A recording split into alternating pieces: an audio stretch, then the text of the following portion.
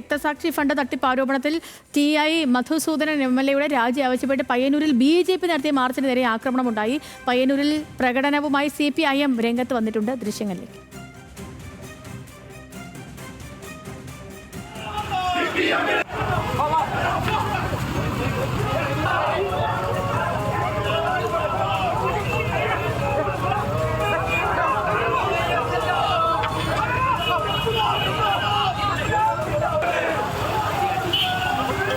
വിവരങ്ങളുമായിട്ട് നിഖിൽ ചേരുന്നുണ്ട് കണ്ണൂരിൽ നിന്ന്. നിഖിലെ, നേരത്തെ നമ്മൾ ഈ വിഷയവുമായി ബന്ധപ്പെട്ടുള്ള കോൺഗ്രസ് പ്രതിഷേധത്തിന് നേരെയും ഈ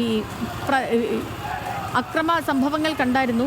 ഇപ്പോൾ സമാനമായി തന്നെ BJPയുടെ മാർച്ചിന് നേരെയും ആക്രമണമുണ്ടായി. അതിൻ്റെ ദൃശ്യങ്ങളും കാണുന്നുണ്ട്. ഇപ്പോൾ സ്ഥലത്ത് ഇപ്പോഴും സംഘർഷാവസ്ഥ നിലനിൽക്കുന്നുണ്ടോ? സേതു, നിലവിൽ ഏതായാലും അങ്ങനെ ഒരു സംഘർഷാവസ്ഥ ഇല്ല. പോലീസ് ഇടപെട്ട് മുഴുവൻ പാർട്ടികളുടെയും പ്രവർത്തകരെ അവിടെ നിന്ന് മാറ്റിയിട്ടുണ്ട്. എന്നാലും കോൺഗ്രസിന്റെ പ്രകടനം ആരംഭിച്ച് സെൻട്രൽ ബസാറിൽ എത്തിയപ്പോഴായിരുന്നു പ്രകടനത്തിന്റെ പിറകുവശത്ത് നിന്ന് 15ഓളം വരുന്ന ഒരു സംഘം ആക്രമണം നടത്തിയത്. ഇതിന് പിന്നാലെ BJPയും TI മധുസൂദന്റെ രാജി ആവശ്യപ്പെട്ട് പയ്യന്നൂർ ടൗണിൽ പ്രകടനം നടത്തി.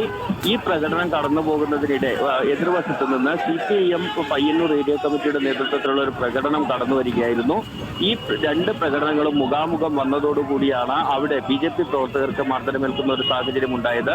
നമുക്ക് ദൃശ്യങ്ങളിൽ കാണാം. BJP പ്രവർത്തകരുടെ കയ്യിലുണ്ടായിരുന്ന പൊടി ഉൾപ്പെടെ പിടിച്ചു വാങ്ങി നശിപ്പിക്കുന്നത് ഉൾപ്പെടെ കാണാൻ സാധിക്കും. ഏതായാലും ഇപ്പോൾ പോലീസ് ഇടപെട്ട് രംഗം ശാന്തമാക്കിയിട്ടുണ്ട്. TI മധുസൂദനന്റെ രാജി ആവശ്യപ്പെട്ടുകൊണ്ടായിരുന്നു കോൺഗ്രസിന്റെയും BJPയുടെയും പ്രകടനം.